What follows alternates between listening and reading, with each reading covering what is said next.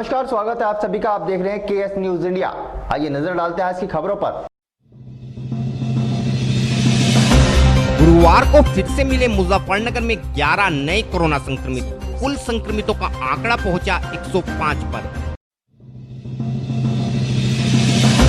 बुधवार की रात मुजफ्फरनगर पुलिस ने कुछ ही घंटों में चांदपुर निवासी युवक द्वारा रचे अपहरण के ड्रामे का खुलासा करते हुए आरोपी युवक को भेजा जेल।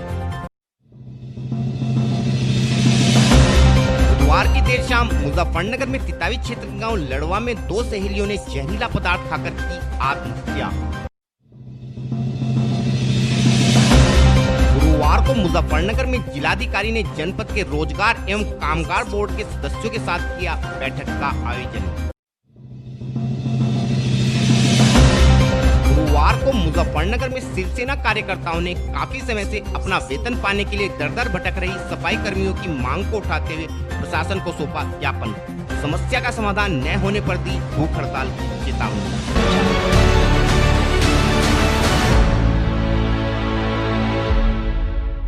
और अब खबरें विस्तार के साथ।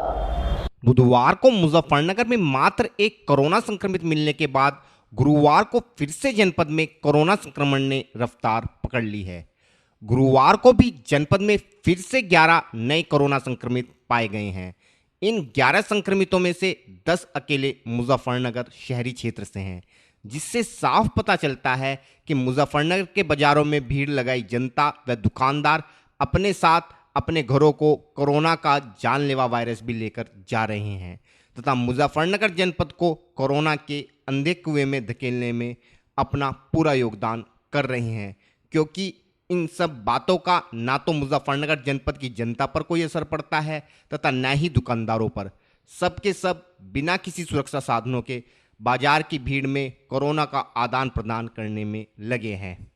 गुरुवार को जिन 11 नए लोगों में कोरोना संक्रमण की पुष्टि हुई है, उनमें से 3 लोग गांधी कॉलोनी से हैं। इसके अलावा 2 लोग नई मंडी क्षेत्र के पटेल नगर से, एक व्यक्ति कुकड़ा मंडी क्षेत्र से, एक व्यक्ति अग्रसेन विहार से, एक व्यक्ति कृष्णा विहार से है।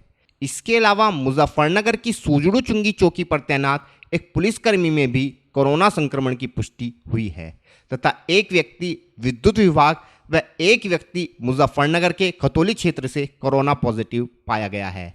इसी के साथ गुरुवार को भी मुजफ्फरनगर में 2 और लोगों को कोरोना संक्रमण से मुक्ति मिल गई है। इस प्रकार अब जनपद में कुल 105 लोग कोरोना संक्रमित हैं, जिनका इलाज कोविड अस्पताल में जारी है। इस संबंध में और अधिक जानकारी देते हुए अपर जिलाधिकारी श्री आलोक कुमार ने बताया। आज 309 सैंपल के परिणाम प्राप्त हुए हैं। उसमें 11 व्यक्ति जो है पॉजिटिव मिले हैं। 11 व्यक्तियों में से 10 व्यक्ति तो सरकारी सैंपल लिया गया था, एक प्राइवेट लैब से व्यक्ति आए हुए थे। इसमें 3 गांधी कॉलोनी, एक कुकड़ा, एक अग्रसेन विहार, 2 पटेल नगर, एक थाना कोतवाली नगर, एक कृष्णा विहार, एक नगर पालिका और एक खतौली से हैं। और साथ ही साथ 2 व्यक्ति ऐसे हैं जो ठीक हुए हैं, उपचारित हुए हैं। तो सबको मिला करके कुल संख्या जो कोरोना पॉजिटिव केस में वर्तमान में 105 है जनपद मुजफ्फरनगर में। ठीक कितने हो चुके हैं? 267 लोग ठीक हो चुके हैं अब तक टोटल।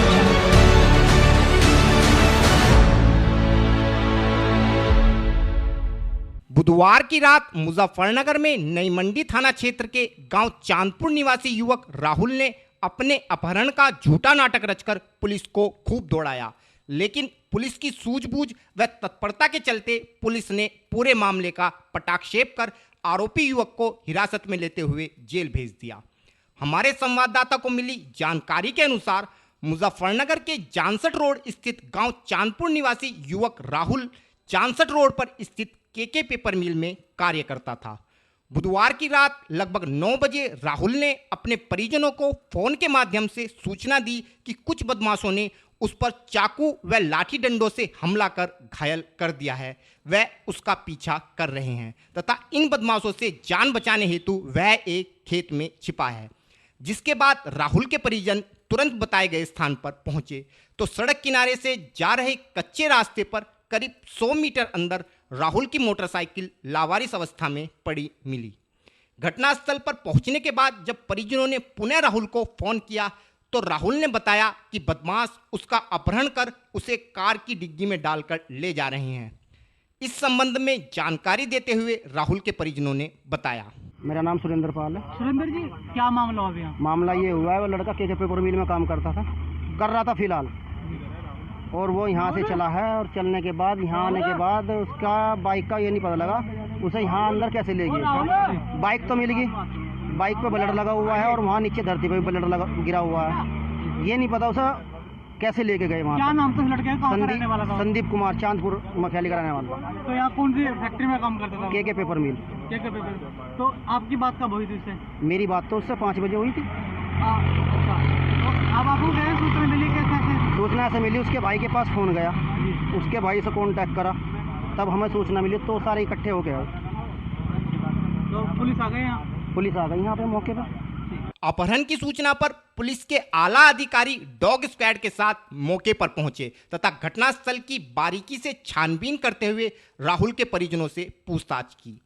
पूछताछ के दौरान पुलिस को पूरा मामला संदिग्ध प्रतीत हुआ, जिसके बाद पुलिस ने राहुल की बरामदगी हेतु पुलिस टीम रवाना करने के साथ साथ सभी मार्गों पर चेकिंग अभियान शुरू किया। कुछ समय पश्चात ही राहुल को पुलिस द्वारा जीटी रोड से गुजर रहे एक डीसीएम से सकुशल बरामद कर लिया गया। राहुल के अनुसार उसने अपनी पत्नी से मनमुटाव के चलते अपहरण का नाटक रचा था तथा अब वह डीसीएम में बैठकर अपने दोस्त के पास हरिद्वार जा रहा था। पुलिस द्वारा झूठी सूचना देकर पुलिस को गुमराह करने के आरोप में राहुल पर मुकदमा दर्ज कर जेल भेज दिया गया है। इस संबंध में और अधिक जानकारी देते हुए एसएसपी मुजफ्फरनगर श्री अभिषेक यादव ने बताया। देखिए, कल रात्रि में थाना मंडी में एक युवक, संदीप नाम के युवक, जो कि एक फैक्ट्री में काम करता था, उसके संबंध में उसके परिवार के द्वारा सूचना दी गई कि उसको कुछ लोगों ने अगवा कर लिया है और उसके साथ मारपीट करके उसे गाड़ी में डाल के कहीं ले जा रहे हैं, जैसा कि उस युवक द्वारा अपने भाई को फ़ोन करके बताया गया था। उसका भाई भी पहुंचा मौके पे, हम लोग भी पहुंचे, हमारी टीम भी पहुंची, तो वहाँ पे उसकी बाइक पड़ी हुई मिली और वहाँ पे थोड़ा सा खून पड़ा हुआ मिला। उसके बाद पुलिस की टीम ने लगातार उसमें हमने कई टीमें गठित की और कार्रवाई करते हुए उसमें हमने प्रयास करने की कोशिश की जानने की कि ऐसी क्या घटना हुई है। संपूर्ण घटनाक्रम के बाद कई घंटों बाद जब उस व्यक्ति को फाइनली वो हमें मिल गया, तो उससे पूरे घटनाक्रम का यह पता लगा कि उसका अपने परिवार में अपनी पत्नी से और उसके बाहर अवैध संबंधों के कारण कलेश चल रहा था, समस्या चल रही थी। अपनी पत्नी अपने परिवार वालों से पीछा छुड़ाने के लिए उसके द्वारा ये पूरी घटना को नाट्य रूपांतर की तरह क्रिएट किया गया। अपनी बाइक को, ब्लड को इस तरह क्रिएट किया गया कि भाई उसके साथ कोई घटना हुई है।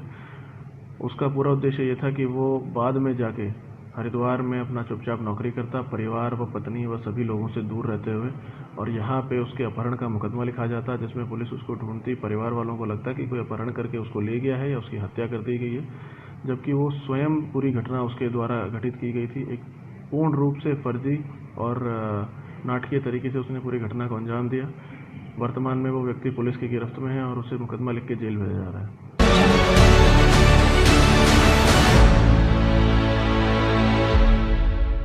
बुधवार की देर शाम मुजफ्फरनगर में तितावी थाना क्षेत्र के गांव लड़वा में 2 सहेलियों ने जहरीले पदार्थ का सेवन कर अपनी जीवन लीला समाप्त कर ली। आत्महत्या की सूचना पर तितावी पुलिस ने मौके पर पहुंचकर दोनों शवों को कब्जे में लेकर पोस्टमार्टम के लिए भिजवाया तथा पूरे मामले की छानबीन में जुट गई।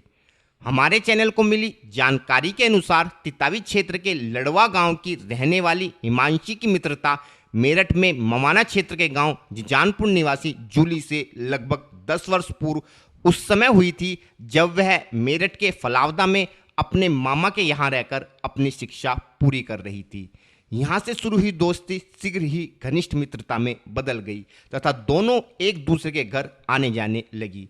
लगभग 3 वर्ष पूर्व हिमांशी के परिजनों ने उसका विवाह अमरोहा जनपद के दोराला निवासी गौरव से करा दिया था। इस शादी से हिमांशी का एक 1.5 वर्षीय पुत्र भी है। मौजूदा समय में हिमांशी लगभग 20 दिनों से अपने मायके लड़वा आई हुई थी तथा विगत 3 जुलाई को हिमांशी ने जूली को भी फोन कर अपने घर बुला लिया तथा दोनों अपने परिजनों को बिना बताए कहीं चली गई। बुधवार की दोपहर दोनों ने लड़वा लौटने के बाद परिजनों को बताया कि वो भोपा क्षेत्र में रहने वाले जूली के मामा के घर गई थी। इसके बाद शाम के समय दोनों सहेलियां परिजनों को घर के भीतर बदहवास हालत में मिली। दोनों ने जहर का सेवन किया था। दोनों की हालत को देखकर परिजन उन्हें आनन फानन में जिला चिकित्सालय लेकर पहुंचे, लेकिन दोनों ने रास्ते में ही दम तोड़ दिया। इस संबंध में और अधिक जानकारी देते हुए एक परिजन ने बताया। सुधीर कुमार जी क्या मामला है? मामला तो कुछ भी नहीं है। तड़के सवेरे इसे लड़की छोड़ने के लिए आई थी, मैं छोड़ जाऊँ वहाँ से, और उसके बाद में यहाँ से फ़ोन गया, इससे बात करिए, कहने लगा हम शॉपिंग के लिए जा रहे हैं यहाँ से, या बगरा मुझे फड़ना कहीं भी। तो उसके बाद में जब मैं स्कूल में से आया, स्कूल में खाना वाना खा के मैं लेट गया, मेरी आँख खुली जब तो फ़ोन आया मेरी सास का, क्या नाम है कि भाई वहाँ चली जाओ, ऐसे बात होगी। मैंने कह रहे वो लड़की मर गई। कैसे मरी हो? मुझे क्या पता क्या मरी, मैं तो अपना घर से अभी आया हूँ। आप लड़की क्या हैं? जीजा हूँ। अच्छा, इसकी फादर क्या नाम है लड़की का? रिशपाल जी। तो ये लड़वा वाली लड़की है हिमांशी, जी। और आपकी जो बेटी है जूली, उसके बीच में जो दोस्ती थी, जी। क्या वो उसके बारे में आप लोगों को सबको पता था घर? नहीं, मुझे तो इतना पता था, बस फोन में बात होती थी। मैं कहा भाई दो लड़की है, बात क्या, मुझे क्या पता क्या बात कर रही है। अच्छा, जूली वैसे क्या करती थी? जूली तो खेती में लगी रहती थी, और क्या नाम यो गाड़ी है उस पर ड्राइविंग करती थी। अच्छा, जैसा ये इसमें रिपोर्टिंग का वो भी बना रखा है। हाँ, उसमें भी थी। उसमें कर रही थी काम? जी। तो जब ये यहाँ पे लड़वा में आई थी तो आप लोगों को क्या कह के आई थी यहाँ पे? नहीं, मैं तो सवेरे ही मतलब 7 बजे के बाद 7 से और 7:30 के बीच में घर से निकल गया था स्कूल जाने के लिए। और जब स्कूल में से मुझे पता नहीं भाई किस टाइम मन से गई है किस टाइम नहीं। नहीं, यहाँ के लोगों का, कुछ लोगों का ये कहना है कि 5 तारीख में ये आपकी लड़की जूली यहाँ पे आई थी और इसको हिमांशी को लेके घूमने के लिए चली गई। देखो, मुझे तो पता नहीं वे यहाँ पे आई थी या नहीं। मुझे तो खबर आई थी कि भाई जीजा जी थारे मिलने के लिए चाह रहे हैं। मैं कहना मिलना क्या चाह रहे हैं भाई, तो बात करवाते अपना ठीक है। कहने लगे नहीं, हम तो घर से लेकर आ रहे हैं। मैं कहा भाई ले आ, मैं मने थोड़ा ही करता भाई, तुम घर ना हो। ये 2 रात वहाँ पर रही है। घटना की सूचना के बाद तितावी पुलिस तुरंत मौके पर पहुंची तथा दोनों सहेलियों के शव को कब्जे में लेते हुए पोस्टमार्टम के लिए भेज दिया तथा पूरे मामले की छानबीन में जुट गई। घटना के विषय में विस्तार से जानकारी देते हुए एसपी देहात श्री नेपाल सिंह ने बताया। तो लड़कियों ने सुसाइड की है सर, क्या है? ये ग्राम लड़वा थाना तितावी घटना है, जहाँ 2 लड़कियाँ हिमांशी और जूली ने जहर खा के आत्महत्या कर ली है। थाने पर इत्तेफाक रिपोर्ट प्रार्थना पर प्राप्त हो, उसमें पंचायतनामे करके पोस्टमार्टम के लिए डेड बॉडी भेज दी गई है। क्या अभी तक कोई कारण स्पष्ट? इसमें जांच की जा रही है, क्या वजह रही, रीजंस क्या है, क्यों जहर खाया, इसके बारे में जानकारी कोई की जा रही है। तहरीर तहरीर प्राप्त हुई है, इत्तेफाक तहरीर है कि जहर खाने तहरीर, उसके आधार पर ही पंचायतनामा करा के पोस्टमार्टम के लिए डेड बॉडी भेज दी गई है।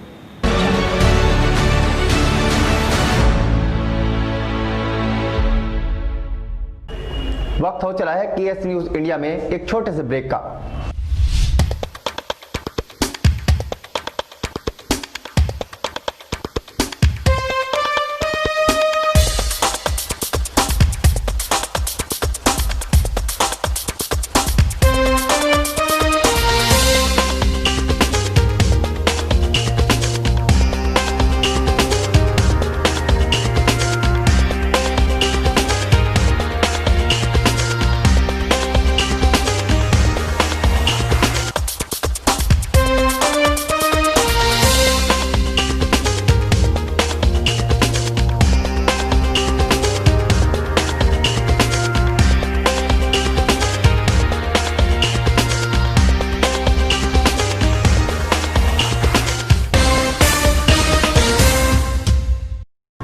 ब्रेक के बाद आप सभी का स्वागत है। गुरुवार को मुजफ्फरनगर में जिलाधिकारी श्रीमती सेल्वा कुमारी जी ने जनपद में कोरोना महामारी के चलते आए प्रवासी श्रमिकों एवं जनपद के बेरोजगार लोगों को लोकल स्तर पर रोजगार उपलब्ध कराने के उद्देश्य से गठित रोजगार एवं कामगार बोर्ड के सदस्यों के साथ कचहरी स्थित सभागार में एक बैठक का आयोजन किया। इस बैठक का मुख्य उद्देश्य लोकल स्तर पर किस प्रकार रोजगार के अवसरों का सृजन किया जा सकता है विषय पर संबंधित सदस्यों के साथ चर्चा करना था। बैठक के दौरान जनपद में उपलब्ध कुशल व अकुशल कामगारों को एक मंच पर लाकर उन्हें उनकी योग्यता अनुसार कार्य प्रदान करने के विषय में विस्तार से चर्चा की गई। इस कार्य हेतु एक पोर्टल का भी निर्माण किया गया है, जिस पर सभी कामगार अपनी कार्यकुशलता के विषय में जानकारी उपलब्ध करा सकते हैं। ताकि सभी कामगारों को उनकी योग्यता के अनुसार काम उपलब्ध कराया जा सके। इस संबंध में और अधिक जानकारी देते हुए सीडीओ श्री आलोक यादव ने बताया। ये रोजगार एवं कामगार बोर्ड के संदर्भ में जो जिला स्तरीय समिति है हमारी, जो श्रमिकों के सेवा योजन के संदर्भ में गठित की गई है, उसकी मीटिंग करके उसमें किस तरह से हमारे लोकल में रोजगार को और बाहर से आए प्रवासियों को रोजगार लोकल स्तर पर उपलब्ध कराने के लिए और सभी लोगों को एक प्लेटफॉर्म पे लाने के लिए जो कामगार आयोग का गठन हुआ है, उसके तत्वाधान में जो भी हमारे डायरेक्शंस हमको मिले हैं, उसमें जिला स्तरीय समिति की मीटिंग कर ये सभी अधिकारियों को निर्देश दिए गए हैं कि उनमें कैसे आगे बढ़ना है, कैसे रोजगार के ज़्यादा से ज़्यादा अवसर उपलब्ध कराने हैं। तो कब से शुरू हो जाएगा सर रोजगार? ये प्रोसेस है, पूरा स्टार्ट हो गया है। एक हमारा एक पोर्टल भी डेवलप हुआ है, उस पर सभी प्रकार की जो वैकेंसीज़ होंगी, निजी क्षेत्र में भी, सरकारी में भी, गैर सरकारी में भी, और हमारी जो कॉन्ट्रेक्चुअल वैकेंसीज़ होंगी, उन सब चीज़ों को, उन सब सूचनाओं को, वैकेंसीज़ को एक पोर्टल पर, यूनिफाइड पोर्टल पर लाने का प्रयास हो रहा है, जिससे कि हमें एक जगह जानकारी मिल जाए कि हमारे क्षेत्र में कहाँ किस क्षेत्र में, किस विभाग में या किस तरह की नौकरियाँ अवेलेबल हैं, हम उसके लिए एलिजिबल हैं कि नहीं हैं। सिमिलरली उस पोर्टल पर हमारे जो रोज़गार प्रदाता हैं, उन लोगों को भी रजिस्टर्ड किए जाने की कार्रवाई की जानी है, जिससे उन्हें पता रहे कि हमारे क्षेत्र में कौन कौन हमारे ट्रेंड लोग अभ्यर्थी हैं, कौन ITI का या पॉलिटेक्निक का स्टूडेंट अवेलेबल है, जिसको कि रोज़गार की आवश्यकता है, और उनको अगर उस ट्रेड के व्यक्ति की ज़रूरत है तो वो सीधा उस पोर्टल के माध्यम से रोज़गार उपलब्ध। सर एक बात बताइए, ये केवल प्रवासियों के लिए या सभी जो जरूरत? नहीं, सभी के लिए है। इसमें प्रवासियों के लिए भी अभी चूँकि आवश्यकता ज़्यादा थी तो प्रवासियों के लिए भी है इसमें, लेकिन ये अन्य सेवा योजन के लिए भी है। इसमें केवल प्रवासियों के लिए विशेष वो नहीं है। बिना पढ़े लिखों के लिए भी होता है इसमें? स्किल्ड, सेमी स्किल्ड, अनस्किल्ड सभी प्रकार के रोजगार का रहेगा। तो उसमें जो लोग पोर्टल पर, वैसे तो सेल्फ रजिस्ट्रेशन वगैरह की व्यवस्था भी है ऐप पे, और जो नहीं हो पाएंगे तो हमारे जो श्रम विभाग है और सेवा योजन विभाग है, इनके माध्यम से वो पोर्टल पर रजिस्ट्रेशन, ये लोग उनकी मदद करेंगे। उसमें पोर्टल पर रजिस्टर करके उनसे संबंधित रोजगार उपलब्ध कराने में मदद की जाएगी।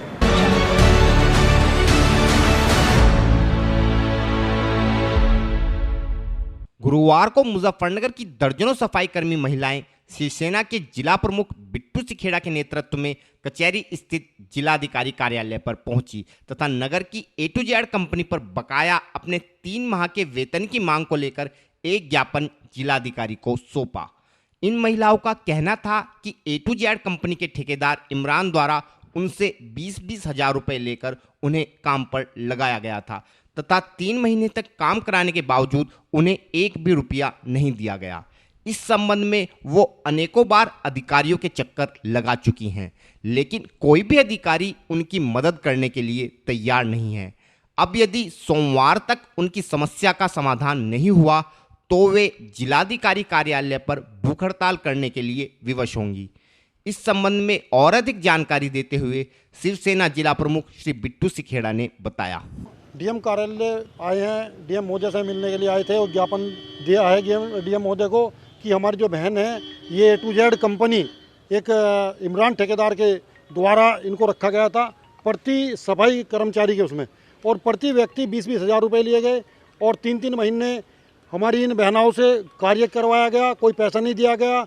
इनके द्वारा जो बीमा कराया गया उसके लिए उसने 1500 रुपये लिए। सब कागज़ बीमे के भी हमारे पास है जो DM महोदय को हम दे रहे हैं। हम चाहते हैं कि इसमें तुरंत कार्रवाई हो, नहीं तो मंगलवार से अनिश्चितकालीन भूख हड़ताल शिवसेना करेगी। बिट्टू भाई, पहले भी इन महिलाओं द्वारा सिविल चौक पर धरना दिया गया था, रास्ता जाम किया गया था, उसके बावजूद कोई कार्रवाई नहीं, इनकी कोई नहीं सुन रहा। लॉकडाउन में भी परेशानी है, भूखमरी के कगार पर हमें। क्या कारण मानते हो जो सुनवाई? ये प्रशासन का ढुलमुल रवैया है। कुछ नई और ताज़ा खबरों के साथ देखते रहिए KS न्यूज़ इंडिया।